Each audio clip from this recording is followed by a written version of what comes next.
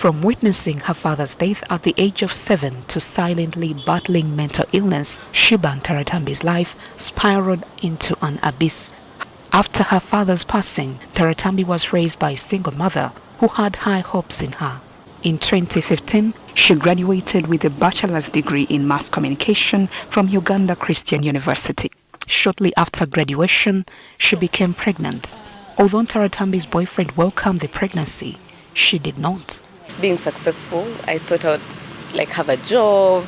I just graduated from uni, so it was like, oh, I'm getting a job, I'm going to get this, I'm going to get married when I have a lot of money. So you're just thinking, okay, what if this person doesn't come through? Overwhelmed with guilt and shame, the young woman was engulfed in emotional turmoil. Her excitement for the future faded into fear and self-doubt.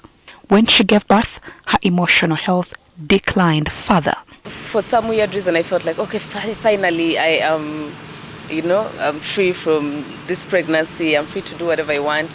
So I entered a lot of child a lot, I enjoyed him a lot, but I feel like I was dealing with a lot. And you can't give from an empty cup, So I was empty.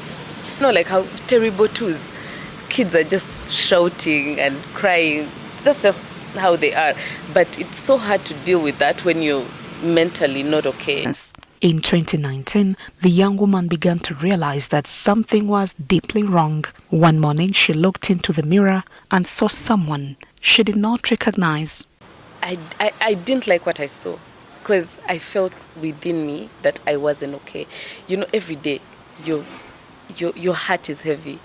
Your heart is heavy every day. You don't even know. You have food, you have everything. Everything in your life is going perfectly well, but you just feel that emptiness. Desperate for answers, she turned to the internet.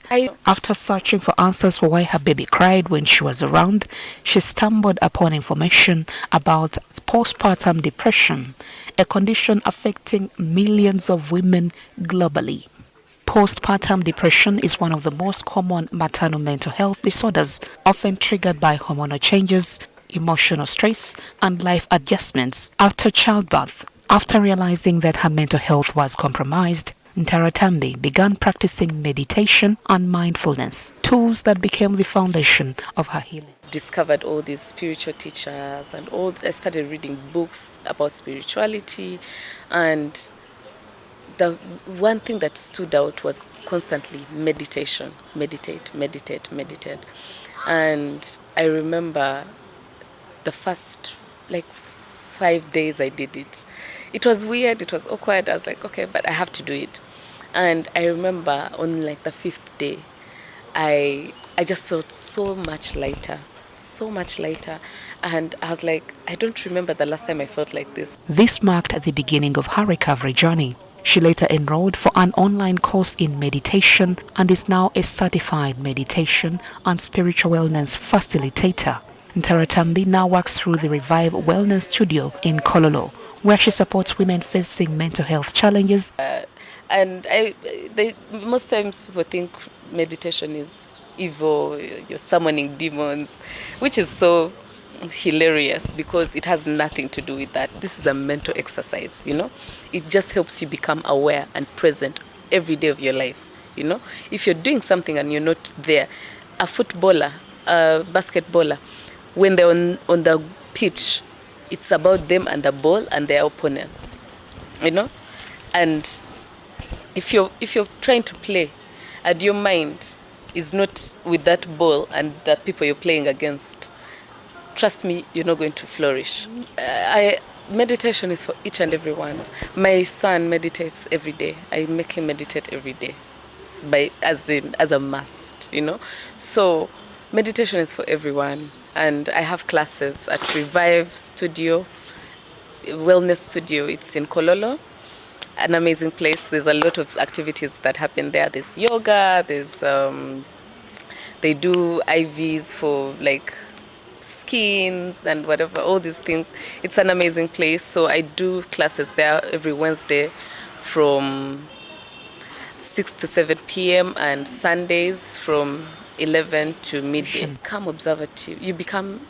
You observe what you think about the most, and when you start observing your mind, you step outside of your brain. You now start watching it. You become the watcher of what you're thinking about, and with time, now you learn to control your mind. Dr. Emmanuel Mpamizo, a psychiatrist working with Safe Hands Uganda, emphasizes the importance of venting one's problems instead of keeping them locked up within themselves. Dr. Mpamizo adds that maternal mental illness impacts not just the mother, but also the emotional and cognitive development of the child. Is that the baby is not getting enough nutrition, so the baby is not going to grow appropriately. This is a baby who, even when he lives being a baby, is going to struggle growing up. He's not able to learn properly in school. He's not able to have a good and strong baby. He's falling sick all the time. Early support, especially from partners and family, is vital. Society is very important in the life of a mother who has just had a baby. So it's very difficult for you to have a baby alone. Taking care of the baby the whole day, you get tired. In the evening, you may need a rest. That is why in the past, when someone had just had a baby, they would have people around them. Ntaratambi's experience proves that recovery from mental illness is possible, and one with professional help can regain control and find meaning in their life again.